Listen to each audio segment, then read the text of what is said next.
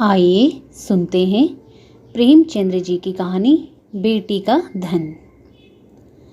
बेतवा नदी दो ऊंची कगारों के बीच इस तरह मुंह छुपाए हुए थी जैसे निर्मल हृदयों में साहस और उत्साह की मध्यम ज्योति छिपी रहती है। इसके एक कगार पर एक छोटा सा गांव बसा है जो अपने भंगन जाति चिन्हों के लिए बहुत ही प्रसिद्ध है।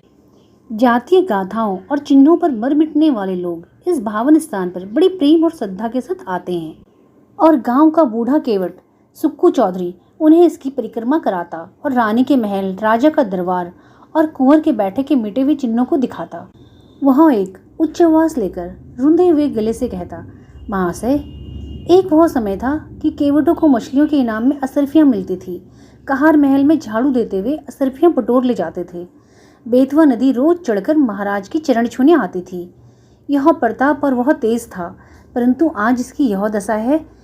इन सुंदर उक्तियों पर किसी का विश्वास जमाना चौधरी के बस की बात न थी, पर सुनने वाले उसकी सहृदयता तथा अनुराग के जरूर कायल हो जाते थे। सक्कू चौधरी उदार पुरुष थे, परंतु जितना बड़ा मुंह था उतना बड़ा ग्रास ना था।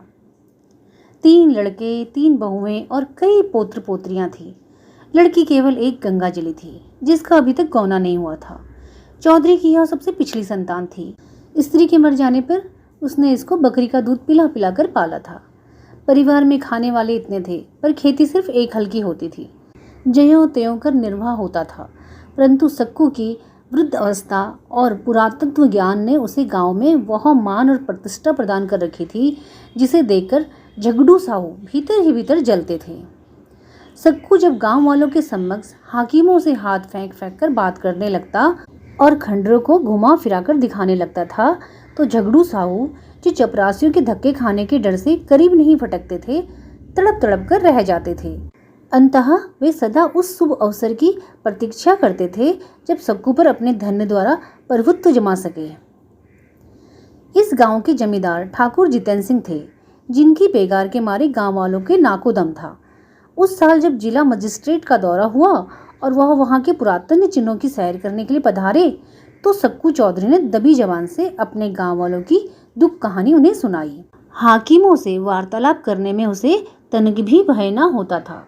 सक्कू चौधरी को खूब मालूम था कि जीतन सिंह से रार मचाना सिंह के मुंह में सिर देना है, किंतु जब गांव वाले कहते थे कि चौधरी, तुम्हारी ऐसे ऐसे हाकिमों से मिताई है और हम लोगों को रात दिन रोते कटता है, तो फिर तुम्हारी यह मित्रता किस दिन काम आवेगी। परोपकाराया सतामहा विभूतया। तब सक्कू का मिजाज आसमान पर चढ़ जाता था। घड़ी भर के लिए वह जीतन सिंह को भूल जाता था। मजिस्ट्रेट ने जीतन सिंह से इसका उत्तर मांगा। उधर झगड़ू साहू ने चौधरी के इन साहसपूर्ण स्वामी द्रोह की रिपोर्ट जीतन सिंह को दे दी। ठाकुर साहब जलकर आग हो गए। अपने कारिंदे से बकाया लगान की बही मांगी। संजोगवंश चौधरी के जिम्मे इस साल का कुछ लगान बाकी था। कुछ तो पैदावार कम हुई, उस पर गंगाजली का ब्याह करना पड़ा। छोटी बहू नद की रट लगाई हुई थी, वह बनवानी पड़ी। इन सब खर्चों ने हाथ बिल्कुल खाली कर दिया था। लगान के लिए कुछ अधिक चिंता नहीं थी। वह इस अभिमान में फूला हुआ था कि जिस जबान में हाकिमों को प्रसन्न करने की शक्ति है, क्या वह ठाकुर साहब को अपना लक्ष्य ना बना सकेगी। बूढ़े चौधरी इधर तो अपने घर में निश्चित थे और उधर उस पर बकाया लगान की नालिश ठुक गई। समय ना पहुंचा। दूसरे दिन पेशी की तारीख पड़ गई। चौधरी को अपना जादू चलाने का अवसर ना मिला। जिन लोगों के बढ़ावा में आकर सक्कू ने ठाकुर से छेड़छाड़ की थी, उनका दर्शन मिलना दुर्लभ हो गया। ठाकुर साहब के सहने और प्यादे गांव में चील की तरह मंडराने लगे। उनके भय से किसी को चौधरी की परछाई काटने का साहस न होता था। कचहरी वहां से 3 मील पर थी। बरसात के दिन रास्ते में ठौर ठौर पानी, उमड़ी हुई नदियाँ, रास्ता कच्चा, बैलगाड़ी का निवाह नहीं, पैरों में बल नहीं। अंततः अधम पैरवी में मुकदमा एक तरफा फैसला हो गया। कुर्की का नोटिस पहुंचा तो चौधरी के हाथ पांव फूल गए, सारी चतुराई भूल गई। चुपचाप अपनी खाट पर पड़ा पड़ा नदी की ओर ताकता और अपने मन में कहता, क्या मेरे जीते जी घर मिट्टी में मिल जाएगा। मेरे इन बैलों की सुंदर जोड़ी के गले में क्या दूसरों का जुआ पड़ेगा। यह सोचते सोचते उसकी आंखें भर आती। वह बैलों से लिपट कर रोने लगा, परंतु बैलों की आंखों से क्या आंसू जारी था। वे नाद में मुंह क्यों नहीं डालते थे। क्या उनके हृदय पर भी अपने स्वामी के दुख की चोट पहुंच रही थी। फिर वह अपने झोपड़े को विकल नयनों से निहार कर देखता और मन में सोचता, क्या हमको इस घर से निकलना पड़ेगा। यह पूर्वजों की निशानी क्या हमारी जीते जी छीन जाएगी। कुछ लोग परीक्षा में दृढ़ रहते हैं और कुछ लोग इसकी हल्की आंच भी नहीं सह सकते। चौधरी अपनी खाट पर उदास पड़ा घंटों अपने कुलदेव महावीर और महादेव को मनाया करता और उनका गुणगान गाया करता। उसकी चिंता दग्ध आत्मा को और कोई सहारा ना था। इसमें कोई संदेह ना था कि चौधरी की 3 बहुओं के पास गहने थे, पर स्त्री का गहना ऊँट का रस है जो पेरने से ही निकलता है। चौधरी जाति का ओझा पर स्वभाव का ऊंचा था। उसे ऐसी नीच बात बहुओं से कहते संकोच होता था। कदाचित यह नीच विचार उसके हृदय में उत्पन्न ही ना हुआ होता, किंतु तीनों बेटे यदि जरा भी बुद्धि से काम लेते तो बूढ़े को देवताओं की शरण लेने की आवश्यकता ना होती। परंतु यहाँ तो बात ही निराली थी। बड़े लड़के को घाट के काम से फुर्सत नहीं थी। बाकी 2 लड़के इस जटिल प्रश्न को विचित्र रूप से हल करने के मंसूबे बांध रहे थे। मंझले झिंगुर ने मुंह बनाकर कहा, इस गांव में क्या धरा है, जहाँ ही कमाऊंगा वहीं खाऊंगा, पर जीतन सिंह की मूछें एक एक करके चुन लूंगा। छोटे फक्कड़ ऐंठ कर बोले, मूछें तुम चुन लेना, नाक में उड़ा दूंगा, नकटा बना घूमेगा। इस पर दोनों खूब हंसे और मछली मारने चल दिए। इस गांव में एक बूढ़े ब्राह्मण भी रहते थे। मंदिर में पूजा करते और नित्य अपने यजमानों को दर्शन देने नदी पार जाते, पर खेवे के पैसे ना देते। तीसरे दिन वह जमींदार के गुप्तचरों की आंख बचाकर सखू के पास आए और सहानुभूति के स्वर में बोले, चौधरी, कल ही तक मियाद है और तुम अभी तक पड़े पड़े सो रहे हो।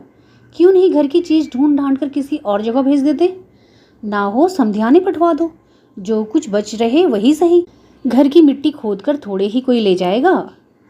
चौधरी लेटा था, उठ बैठा और आकाश की ओर निहार कर बोला, जो कुछ उसकी इच्छा है वह होगा, मुझसे यह जाल ना होगा। इधर कई दिन की निरंतर भक्ति और उपासना के कारण चौधरी का मन शुद्ध और पवित्र हो गया था। उसे छल परपंच से घृणा हो गई थी। पंडित जी जो इस काम में सिद्ध हस्त्र थे लज्जित हो गए, परंतु चौधरी के घर के अन्य लोगों पर ईश्वर इच्छा पर इतना भरोसा ना था। धीरे धीरे घर के बर्तन भांडे खिसकाए जाते थे। अनाज का एक दाना भी घर में ना रहने पाया। रात को नाव लदी हुई जाती और उधर से खाली लौटती थी। 3 दिन तक घर में चूल्हा न जला। बूढ़े चौधरी के मुंह में अन्न का कौन कहे, पानी का एक बूंद भी ना पड़ा। स्त्रियां भाड़ से चने भुनाकर चबाती और लड़के मछलियां भून भून कर उड़ाते। परंतु बूढ़े की इस एकादशी में यदि कोई शरीक था तो वह उसकी बेटी गंगाजली थी। यह बेचारी अपने बूढ़े बाप को चारपाई पर निर्जल छटपटाते देखकर बिलक बिलक कर रोती। लड़कों को अपने माता पिता से वह प्रेम नहीं होता जो लड़कियों को होता है। गंगाजली इसी सोच विचार में मग्न रहती कि दादा की किस भांति सहायता करूं। यदि हम सब भाई बहन मिलकर जीतन सिंह के पास जाकर दया भिक्षा की प्रार्थना करें तो वह अवश्य मान जाएंगे, परंतु दादा को कब यह स्वीकार होगा? वह यदि एक दिन बड़े साहब के पास चले जाएं तो सब कुछ बात की बात में बन जाए, किंतु उनकी तो जैसे बुद्धि ही मारी गई है। इसी उधेड़ बुन में उसे एक उपाय सूझ पड़ा। कुंबलाया हुआ मुखारविंद खिल उठा। पुजारी जी सक्कू चौधरी के पास से उठकर चले गए थे और चौधरी उच्च स्वर में अपने सोए हुए देवताओं को पुकार पुकार कर बुला रहे थे। निदान गंगाजली उनके पास जाकर खड़ी हो गई। चौधरी ने उसे देखकर विस्मित स्वर में पूछा, क्यों बेटी, इतनी रात गई, क्यों बाहर आई? गंगाजली ने कहा, बाहर रहना तो भाग्य में लिखा है, घर में कैसे रहूं? सक्कू ने जोर से हाँक लगाई, कहाँ गए तुम कृष्ण मुरारी, मेरे दुख हरो। गंगाजली खड़ी थी, बैठ गई और धीरे से बोली, भजन गाते तो आज 3 दिन हो गए। घर बचाने का भी कुछ उपाय सोचा कि उसे भी यूं ही मिट्टी में मिला दोगे? हम लोगों को क्या पेड़ तले रखोगे? चौधरी ने व्यथित स्वर में कहा, बेटी मुझे तो कोई उपाय नहीं सोचता, भगवान जो चाहेंगे होगा। बेग चलो गिरधर गोपाल, काहे विलंब करो। गंगाजली ने कहा, मैंने एक उपाय सोचा है, कहो तो कहूँ? चौधरी उठकर बैठ गए और पूछा, कौन उपाय है बेटी? गंगाजली ने कहा, मेरे गहने झगड़ू साहू के यहाँ गिरो रख दो, मैंने जोड़ लिया है, देने भर के रुपए हो जाएंगे। चौधरी ने ठंडी सांस लेकर कहा, बेटी तुमको मुझसे यह बात कहते हुए लाज नहीं आती? वेद शास्त्र में मुझे तुम्हारे गांव के कुएं का पानी पीना भी मना है, तुम्हारी ड्योढ़ी में भी पैर रखना निषेध है। क्या तुम मुझे नर्क में ढकेलना चाहती हो? गंगाजली उत्तर के लिए पहले से ही तैयार थी। बोली, मैं अपने गहने तुम्हें दिए थोड़े ही देती हूँ, इस समय लेकर काम चलाओ, चैत में छुड़ा देना। चौधरी ने कड़क कर कहा, यह मुझसे ना होगा। गंगाजली उत्तेजित होकर बोली, तुमसे यह ना होगा तो मैं आप ही जाऊंगी, मुझसे घर की यह दुर्दशा देखी नहीं जाती। चौधरी ने झुंझला कर कहा, बिरादरी में कौन मुंह दिखाऊंगा? गंगाजली ने चिढ़कर कहा, बिरादरी में कौन ढिंडोरा पीटने जाता है? चौधरी ने फैसला सुनाया। जग हंसाई के लिए मैं अपना धर्म ना बिगाड़ूंगा। गंगाजली बिगड़ कर बोली, मेरी बात नहीं मानोगी तो तुम्हारे ऊपर मेरी हत्या पड़ेगी। मैं आज ही इस बेतवा नदी में कूद पड़ूंगी। तुमसे चाहे घर में आग लगते देखा जाए, पर मुझसे तो ना देखा जाएगा। चौधरी ने ठंडी सांस लेकर कतार स्वर में कहा, बेटी, मेरा धर्म नाश मत करो। यदि ऐसा ही है तो अपनी किसी भावज के गहने मांग लाओ। गंगाजली ने गंभीर स्वर में कहा, भावजों से कौन अपना मुंह नुचवाने जाएगा? उनको फिक्र होती तो क्या मुंह में दही जमा था, कहती नहीं। चौधरी निरुत्तर हो गए। गंगाजली घर में जाकर गहनों की पिटारी लाई और एक एक करके सब गहने चौधरी के अंगोछे में बांध दिए। चौधरी ने आंखों में आंसू भरकर कहा, हाय राम, इस शरीर की क्या गति लिखी है। यह कहकर उठे। बहुत संभालने पर भी आंखों में आंसू ना छिपे। रात का समय था। बेतवा नदी के किनारे किनारे मार्ग को छोड़कर सक्कू चौधरी गहनों की गठरी कांख में दबाए इस तरह चुपके चुपके चल रहे थे मानो पाप की गठरी लिए जाते हैं। जब वह झगड़ू साहू के मकान के पास पहुंचे तो ठहर गए। आंखें खूब साफ की, जिससे किसी को यह बोध न हो कि चौधरी रोता था। झगड़ू साहू धागे की कमानी की एक मोटी ऐनक लगाए बही खाता फैलाए हुक्का पी रहे थे और दीपक के धुंधले प्रकाश में उन अक्षरों को पढ़ने का व्यर्थ चेष्टा में लगे थे जिसमें स्याही की किफायत की गई थी। बार बार ऐनक को साफ करते और आंख मलते, पर चिराग की बत्ती उकसाना या दोहरी बत्ती लगाना शायद इसलिए उचित नहीं समझते थे कि तेल का अपव्यय होगा। इस समय सक्कू चौधरी ने आकर कहा, जय राम जी। झगड़ू साहू ने देखा, पहचान कर बोले, जय राम चौधरी, कहो मुकदमे में क्या हुआ? यह लेन देन भी बड़ी झंझट का काम है। दिन भर सिर उठाने की छुट्टी नहीं मिलती। चौधरी ने पोटली को खूब सावधानी से छिपाकर लापरवाही के साथ कहा, अभी तक तो कुछ नहीं हुआ। कल इजराई डिग्री होने वाली है। साहब ने न जाने कब का बैर निकाला है। हमको 2-3 दिन की भी मोहलत होती तो डिग्री ना जारी होने पाती। छोटे साहब और बड़े साहब दोनों हमको अच्छी तरह जानते हैं। अभी इस साल मैंने उनसे नदी किनारे घंटों बात की, किंतु एक तो बरसात के दिन, दूसरे एक दिन की भी मोहलत नहीं। क्या करता? इस समय मुझे रुपयों की चिंता है। झगड़ू साहू ने विस्मित होकर पूछा, तुमको रुपयों की चिंता? घर में भरा है, वह किस दिन काम आवेगा? झगड़ू साहू ने यह व्यंग्यवाण नहीं छोड़ा था। वास्तव में उन्हें और सारे गांव को विश्वास था कि चौधरी के घर में लक्ष्मी महारानी का अखंड राज्य है। चौधरी का रंग बदलने लगा। बोले, साहू जी, रुपया होता तो किस बात की चिंता थी? तुमसे कौन छिपाव है? आज 3 दिन से घर में चूल्हा नहीं जला, रोना पीटना पड़ा है। अब तो तुम्हारे बसाए बसूंगा। ठाकुर साहब ने तो उजाड़ने में कोई कसर नहीं छोड़ी। झगड़ू साहू जीतन सिंह को खुश रखना जरूर चाहते थे, पर साथ ही चौधरी को भी नाखुश करना मंजूर ना था।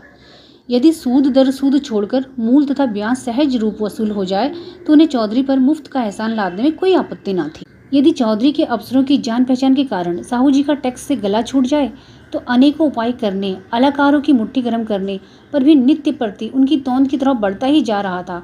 तो क्या पूछना। बोले, क्या कहें चौधरी जी, खर्च के मारे आजकल हम भी तबाह हैं। लहने वसूल नहीं होते, टैक्स का रुपया देना पड़ा, हाथ बिल्कुल खाली हो गया है। तुम्हें कितना रुपया चाहिए?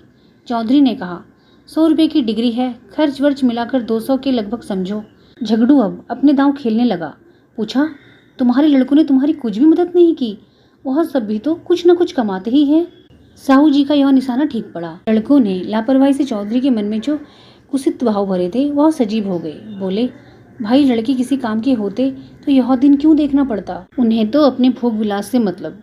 घर गृहस्थी का बोझ तो मेरे सर पर है। मैं इसे जैसे चाहूँ संभालूं, उनसे कुछ सरोकार नहीं। मरते दम भी गला नहीं छूटता। मरूंगा तो सब खाल में भूसा भराकर छोड़ेंगे। ग्रह कारज नाना जंजाला। झगड़ू ने तीसरा तीर मारा। क्या बहुओं से भी कुछ ना बन पड़ा? चौधरी ने उत्तर दिया, बहू बेटे सब अपनी अपनी मौज में मस्त हैं। मैं 3 दिन तक द्वार पर बिना अन्न जल के पड़ा था। किसी ने बात भी नहीं पूछी। कहाँ की सलाह, कहाँ की बातचीत। बहुओं के पास रुपए ना हो पर गहने तो हैं, और वो भी मेरे बनाए हुए। इस दुर्दिन के समय यदि 2-2 थान उतार देती तो क्या मैं छुड़ा न देता? सदा यही दिन थोड़े ही रहेंगे। झगड़ू समझ गए कि यह महज जबान का सौदा है, और वह जबान का सौदा भूल कर भी ना करते थे। बोले, तुम्हारे घर के लोग भी अनूठे हैं। क्या इतना भी नहीं जानते कि बूढ़ा रुपए कहाँ से लावेगा? अब समय बदल गया है। या तो कुछ जायदाद लिखो या गहने गिरो रखो, तब जाकर रुपए मिले। इसके बिना रुपए कहाँ? इसमें भी जायदाद में सैकड़ों बखेड़े पड़े हैं। सुविधा गिरो रखने में ही है। हाँ तो जब घर वालों को कोई इसकी फिक्र नहीं तो तुम क्यों व्यर्थ जान देते हो? यही ना होगा कि लोग हंसेंगे, सो यह लाज कहाँ तक निभाओगे? चौधरी ने अत्यंत विनीत होकर कहा, साहू जी, यह लाज तो मारे डालती है। तुमसे क्या छिपा है? एक वह दिन था कि हमारे दादा बाबा महाराज की सवारी के साथ चलते थे, और अब एक दिन यह कि घर की दीवार तक बिकने की नौबत आ गई है। कहीं मुंह दिखाने को भी जी नहीं चाहता। यह लो गहनों की पोटली। यदि लोक लाज न होती तो इसे लेकर कभी यहाँ ना आता, परंतु यह अधर्म इसी लाज निभाने के कारण करना पड़ रहा है। झगड़ू साहू ने आश्चर्य में होकर पूछा, यह गहने किसके हैं? चौधरी ने सर झुकाकर बड़ी कठिनाई से कहा, मेरी बेटी गंगा चली गई। झगड़ू साहू स्तंभित हो गए, बोले, अरे राम राम। चौधरी ने कतार स्वर में कहा, डूब मरने को जी चाहता है। झगड़ू ने धार्मिकता के साथ स्थिर होकर कहा, शास्त्र में बेटी के गांव का पेड़ देखना मना है। चौधरी ने दीर्घ निश्वास छोड़कर करुण स्वर में कहा, ना जाने नारायण कब मौत देंगे। भाई की 3 लड़कियां ब्याही, कभी भूल कर भी उनके द्वार का मुंह नहीं देखा। परमात्मा ने अब तक तो टेक निभाई है, पर अब न जाने मिट्टी की क्या दुर्दशा होने वाली है। झगड़ू साहू लेखा जो बख्शिश सोसो के सिद्धांत पर चलते थे। सूद की एक कौड़ी भी छोड़ना उनके लिए हराम था। यदि 1 महीने का 1 दिन भी लग जाता तो पूरे महीने का सूद वसूल कर लेते। परंतु नवरात्र में नित्य दुर्गा पाठ करवाते थे। पितृपक्ष में रोज ब्राह्मणों को सीधा बांटते थे। बनियों के धर्म में बड़ी निष्ठा होती है। यदि कोई दीन ब्राह्मण लड़की ब्याहने के लिए उनके सामने हाथ पसारता तो वह खाली हाथ ना लौटता।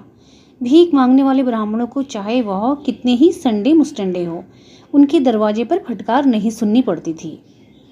उनके धर्मशास्त्र में कन्या के गांव के कुएं का पानी पीने से प्यासों मर जाना अच्छा था। वह स्वयं इस सिद्धांत के भक्त थे और इस सिद्धांत के अन्य पक्षपाती उनके लिए महामान्य देवता थे। वे पिघल गए। मन में सोचा, मनुष्य तो कभी ओछे विचारों को मन में नहीं लाया। निर्दय काल की ठोकर से अधर्म मार्ग पर उतर आया है तो उसके धर्म की रक्षा करना हमारा कर्तव्य धर्म है। यह विचार मन में आते ही झगड़ू साहू गद्दी से मसनद के सहारे उठ बैठे और दृढ़ स्वर से कहा, वही परमात्मा जिसने अब तक तुम्हारी टेक निभाई है अब भी निभावेंगे। लड़की के गहने लड़की को दे दो। लड़की जैसे तुम्हारी है वैसे मेरी भी है। यह लो रुपए, आज काम चलाओ। जब हाथ में रुपए आ जाएं तो दे देना। चौधरी पर इस सहानुभूति का गहरा असर पड़ा। वह जोर जोर से रोने लगा। उसे अपने भावों की धुन में कृष्ण भगवान की मोहिनी मूर्ति सामने विराजमान दिखाई दी।